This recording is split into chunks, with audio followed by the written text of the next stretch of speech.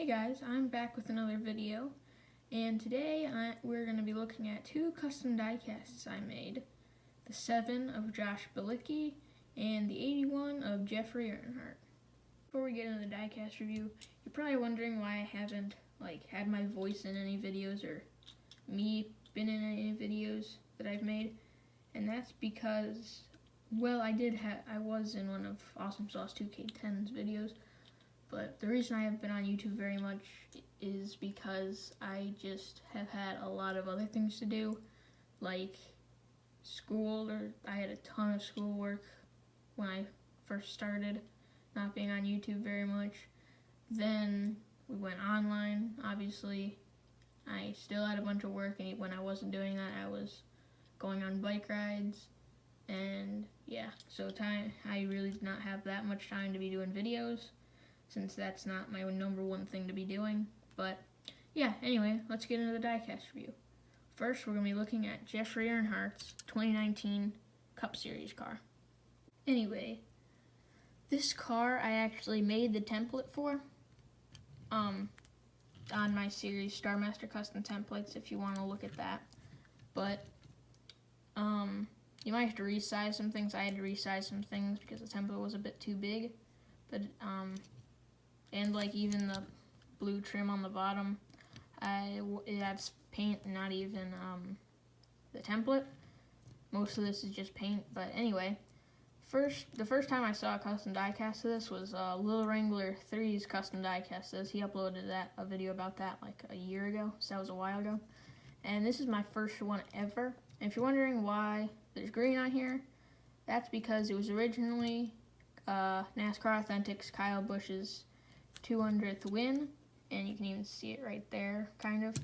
And the reason I did it with that Kyle Busch diecast specifically is because I already had that one, and it was the first Toyota I found at the store, so I just got that, and I started just painting it with a paintbrush, not with spray paint or anything.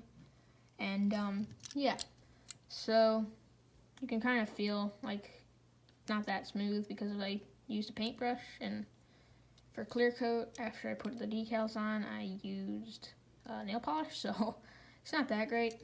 Anyway, on the front, this is definitely probably the best part of the whole thing, except for the little, I'll get it in the center of the screen, the little vents right there, if you can see. I don't know what they're called, but those things, I actually have them upside down and in the wrong position. So yeah, that's annoying once I realized it. That's really annoying.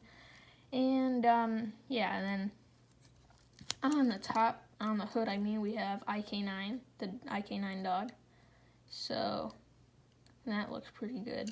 It's not that great. You can clearly see that it's on there, and I just used computer paper. I didn't use any decal paper or anything like that. That's the main reason it looks not that great. And then he got the 81 Extreme Concepts Racing, which is the team that he raced for. IK9, he got all of this back, all of the headlight designs on the back. And this is probably the worst part because, one, over here they're not connecting very well, and over here they're not connecting well. But two, these two are two completely different sizes, which I don't know how that happened. But see, it doesn't even line up over there with the right size. So yeah, it's pretty bad. Like I said, this is my first diecast, and you can see a bunch of green through, especially up here by the windshield. It's really bad up there. But anyway, here is Earnhardt, a custom window banner I printed out. Here's IK9 Extreme Concept Racing 81. And yeah, and the reason the blue doesn't continue over here is, one, I didn't know if it did that because I couldn't find any images of the back of the car, and two, I think it looks better without it, but I'm sure you guys will have different opinions about it. And here is it compared to Jeffrey Earnhardt's 2019 Xfinity Series car with the number 18 Joe Gibbs Racing. Now, on the actual thing, it does have all these star designs and flag designs on the side, but there's no way I was going to be able to do that on this car. it was just been way too hard. And there's a few things that weren't actually on this car that are in real life, like over here, over here, it's supposed to say ik9.com, which is the same logo here, but I couldn't find that on Google. And then I realized I could just use the copy machine from this diecast and put it on here, but I didn't do that. Same with this, I think, should have been there. And on the deck lid, pretty much the same. That should have been on there, but I just went with whatever I felt like when I was making the template. So yeah.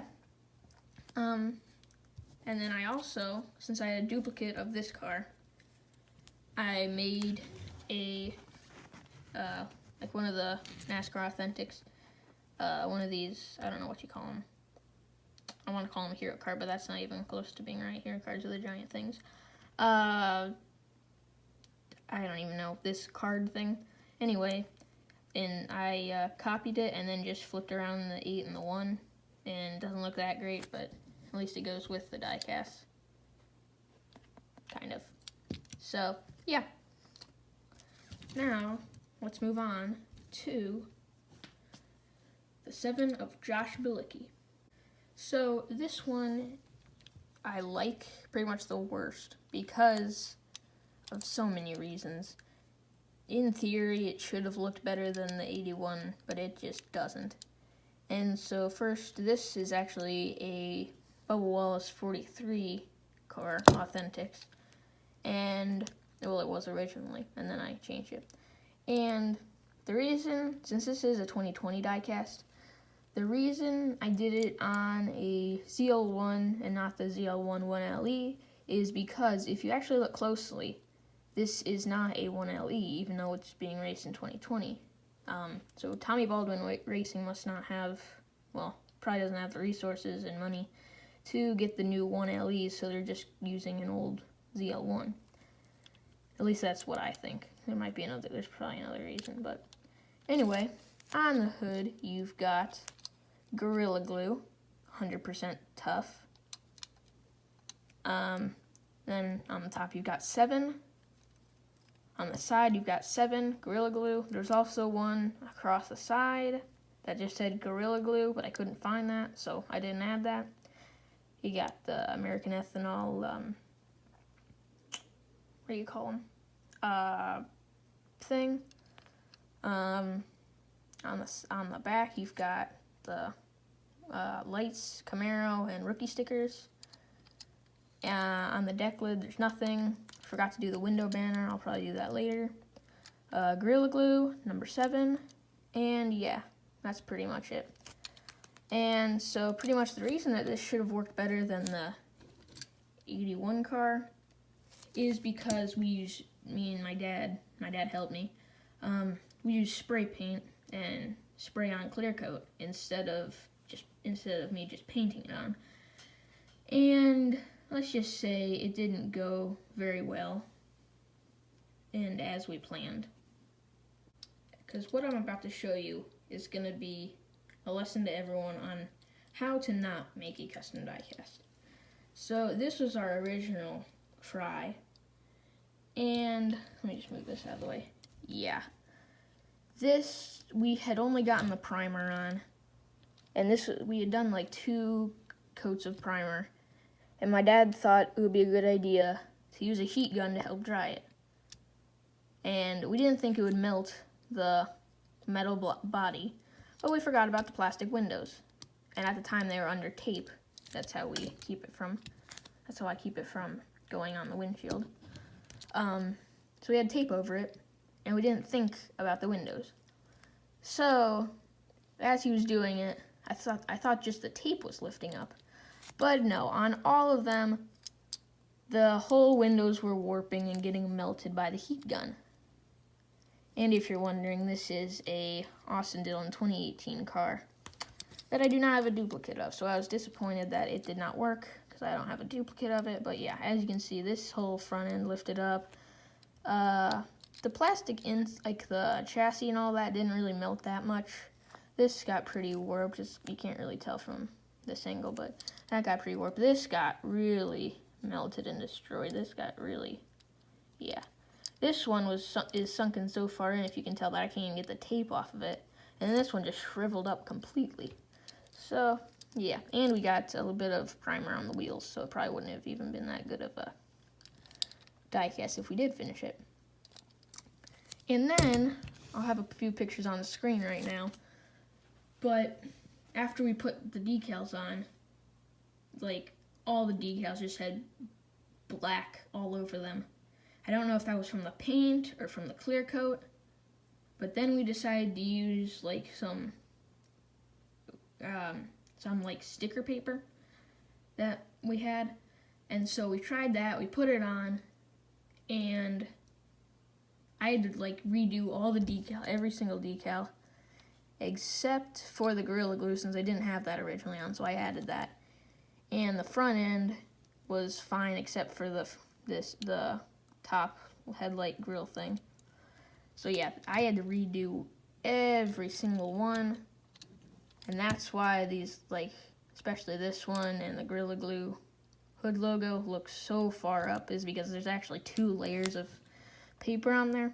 And even then, I don't know what the deal is, but the decals on the top are just destroyed. They look awful. I don't know why. I don't know why that happened to the top.